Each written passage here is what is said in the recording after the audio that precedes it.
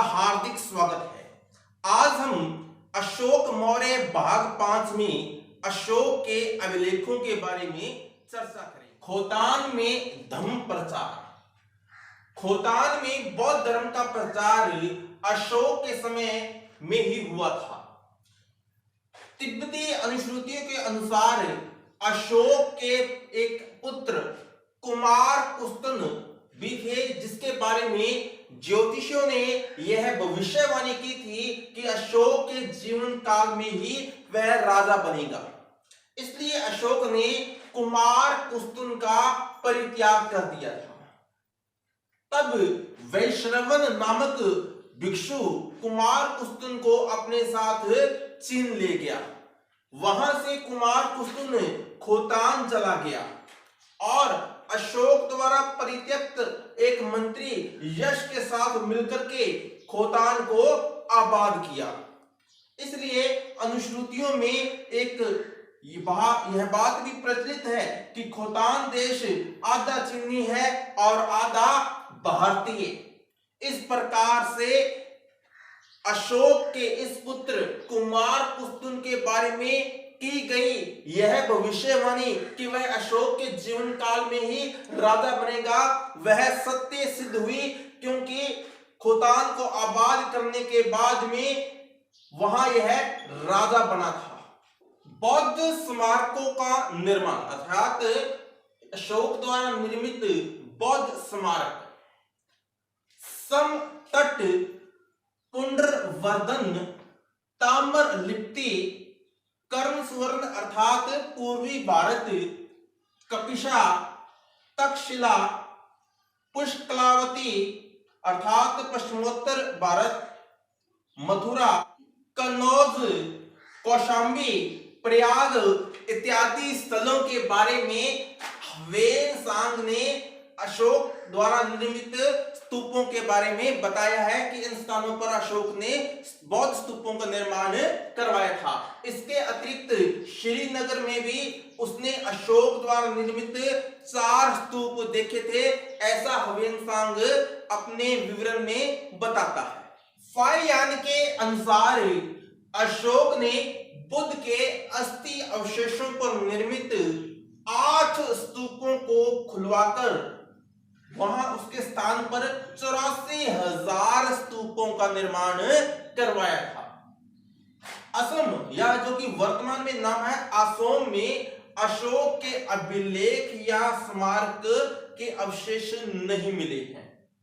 अशोक के राजत्व काल में बौद्ध मत लोक धर्म में प्रचलित हो गया था। अब हम बात करने जा रहे हैं अशोक के अभिलेखों के बारे में। अशोक भारत का पहला ऐसा शासक था जिसने अभिलेखों के माध्यम से प्रजा को संबोधित किया था। अभिलेख उत्कीर्ण करने की प्रेरणा अशोक को संभवतः हखामनी वंश के शासक डेरियस या दारा प्रथम के अभिलेखों से मिली थी। अशोक के अभिलेखों की खोज सर्वप्रथम 1750 ईस्वी में टिफेंथेथेलर द्वारा की गई थी और टिफेंथेलर द्वारा खोजे गए अभिलेख का नाम था दिल्ली मेरठ स्तंभ लेख। अशोक के अभिलेखों का सर्वप्रथम उद्वाचन अर्थात उसे पढ़ने का कार्य 1837 ईस्वी में जेम्स प्रिंसिप द्वारा किया गया था, जो कि कलकत्ता टकसाल के अधिकारी और एशियाटिक सोसाइटी ऑफ बंगाल के सचिव भी थे। जेम्स प्रिंसिप ने ही दिल्ली टोपरा स्तंभ लेख पर उत्कीर्ण ब्राह्मी लिपि का सर्वप्रथम सफलता पूर्वक उद्वाचन किया था, अर्थात उसे पढ़ने में सफलता हासिल की थी। और देवाना प्रिय अर्थात प्रियदासी या प्रियदर्शी को की पहचान श्रीलंकाई शासक तीस से कर दी, जो कि सही नहीं था। इसके पश्चात श्रीलंका के जॉर्ज टर्नर, जो कि एक प्रशासनिक अधिकारी थे, ने सर्वप्रथम प्रियदासी या प्रियदर्शी नाम को बौद्ध, जो कि बौद्ध साहित्य में महावंश में उल्लेखित है, इसकी पहचान मौर्य शासक, मौर्य सम्राट अशोक से की है। 1915 ईस्वी में बीडल द्वारा मास्की लघु अभिलेख की खोज की गई, जिसमें उत्कीर्ण अशोक नाम भी उसके द्वारा पढ़ा गया था। D.R. भंडारकर द्वारा मात्र अशोक के अभिलेखों के आधार पर ही उसके इतिहास को, अशोक के इतिहास को लिखा गया था। अशोक के अभिलेखों में 4 लिपियों का प्रयोग किया गया था, जिनमें है ब्राह्मी लिपि, खरोष्टी लिपि, अरामाइक लिपि और अंतिम है ग्रीक या यूनानी लिपि। अशोक के अभिलेखों में जो भाषा का प्रयोग किया गया है वह है प्राकृत भाषा, अर्थात अर्धमागधी या जनपदीय भाषा, जो कि उस समय आम जन की भाषा थी।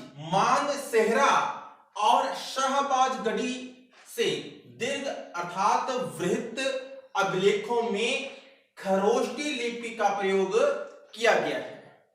लगमान लंपक पूर्वी अफगानिस्तान से 2 लघु शिलालेख तथा तक्षशिला रावलपिंडी के नजदीक पाकिस्तान से 1 लघु शिलालेख अरामाइक लिपि का प्राप्त हुआ है।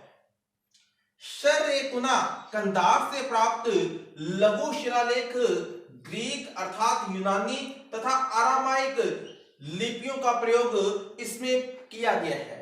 अर्थात शर-ए-कुना एक द्विभाषिक लिपियों वाला लघु शिलालेख है, जिसका प्रकाशन 1958 में उम्बर्टो सिरेटो द्वारा किया गया था।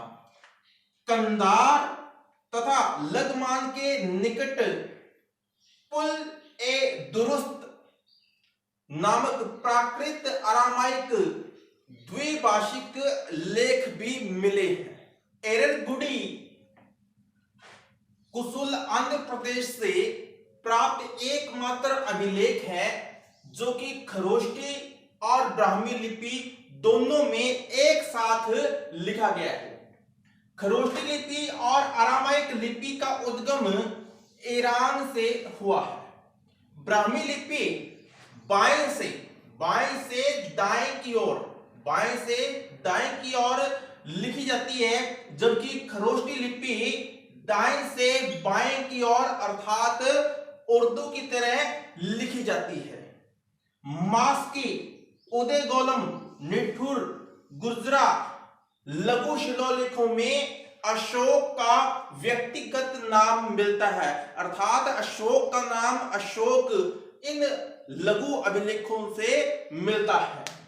अशोक के कुल अभिलेखों में 457 स्थानों से उसके अभिलेख प्राप्त हुए हैं, जिनकी कुल संख्या 150 रही है। अशोक के 37 वर्ष के शासनकाल में उसके अभिलेख 8वें और 27वें वर्ष की घटनाओं की जानकारी ज्यादातर प्रदान करते हैं। अधिकतर 8वें और 27वें वर्ष की घटनाएं अधिक हैं। अशोक के अभिलेखों को 3 वर्गों में बांटा जा सकता है। पहला शिलालेख, जिसमें अ है वृहत या दीर्घ शिलालेख और ब है लघु शिलालेख। इसको भी 2 भागों में आगे बांटा जा सकता है। दूसरा है स्तंभ लेख, इसे भी उसी तरीके से स्तंभ, वृहत स्तंभ लेख और लघु स्तंभ लेख 2 भागों में बांट सकते हैं। और गुहा लेख, जिसे वृहत या दीर्घ या मुख्य शिलालेख कहा जा सकता है। अशोक के 14 वृहत शिलालेख 10 स्थानों से प्राप्त हुए।